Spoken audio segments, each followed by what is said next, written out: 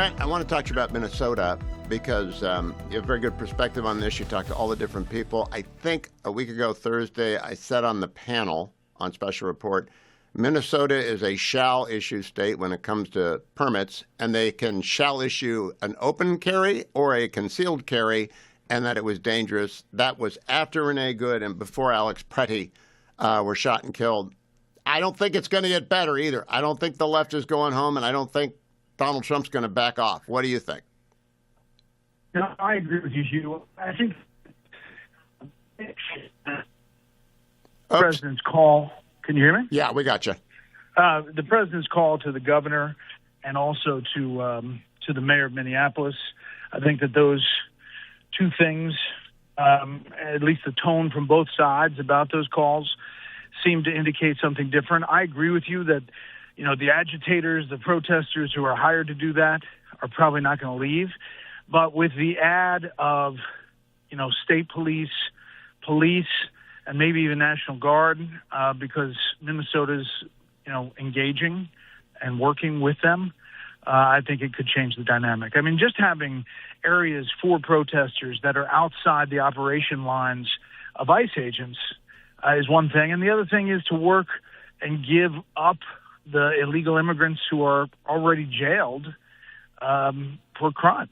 This is, you've touched on, I think, the most important argument that Team Trump hasn't made effectively, which is that when illegal aliens are arrested, they are in a county or a city jail for a period of time until they reach trial, and they get a detainer, a term of art, meaning that ICE wants them whenever they're released on bond, on bail, on their own recognizance, or after acquittal. And St. Paul and Minneapolis won't do that. Has Jacob Fry said he'll order police to begin cooperating? I don't know if he said that per se. I know that the president's asking for that, and I know that they had a good phone call. So listen, if you poll getting criminal illegal immigrants who have committed crimes off the streets, it's an 80-20, 70-30 issue.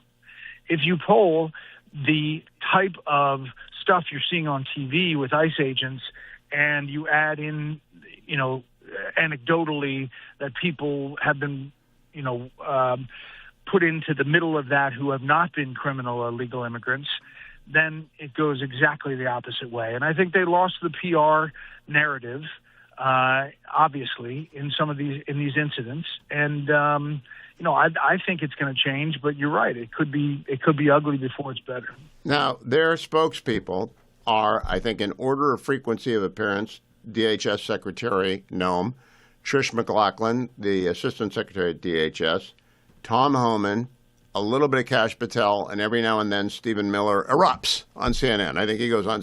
Has Stephen Miller done your show, Brett? He has. It's been a number of weeks, yeah. Yeah, but he usually goes on CNN because he likes to erupt with Jake and usually wins that. Do you think those five are the best five communicators at the disposal of the administration on this? Well, some of them are not, clearly, and they've had missteps. And I think the reason President Trump chose Holman to go into Minneapolis and to report directly to him tells you something.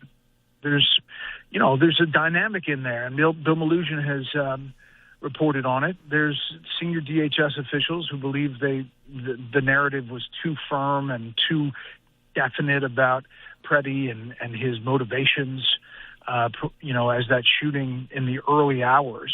And there was a lot of bad feelings about it. And I think the president got that and sent Holman in on the ground. And he's also a New Yorker who's followed for years Rudy Giuliani defending cops, and he wants to defend cops and law enforcement.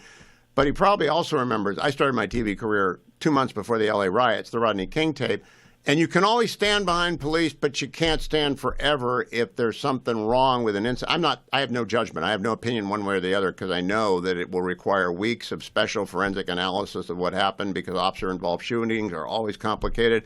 But I have no opinion on it, and that's what I think cabinet secretaries ought to say. And they can say it while still saying, I support the men and women of DHS, Border Patrol, Immigration Control, and alcohol, tobacco, and firearms in the Bureau. It's not really a difficult message, is it, Brett? No, it's pretty simple. It's kind of down the middle. and you wait for an investigation and say they have a tough job. And it would be a lot easier if the state and local authorities would help ICE do their job. That's the message. And I think it also helps that Tom Homan was given an award by Barack Obama. Yep. And was touted for his work in the Obama administration. Well, decades of law enforcement experience come into play here, and the last person that wants to be involved in a officer-involved shooting is the officer. Absolutely, 100%. The few that I have known well have always said that to me. Now, Brett, when it comes time to shut down the government or not shut down the government, there's going to have to be a choice made. The Democrats want to shut down the government, and I can't believe it. But I don't think Susan Collins is going to budge, and I don't think John Thune's going to budge on defunding DHS or in any way restricting ICE. Do you? No.